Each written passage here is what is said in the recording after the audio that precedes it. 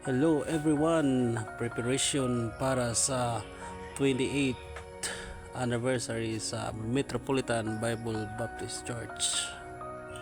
Nagandaghan dyan niya mo ang andamon guys kay upat ni kabuk baboy tapos napay kandi nga tulo ka buhok. Medyo busy gining mga person ani anawar ko na ko. Grabe nila kiniwaay dia guys.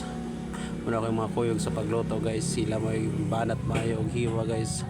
Napoy uban nagprepare og pabo. Nagandaghan sining pabo guys, sobra na po.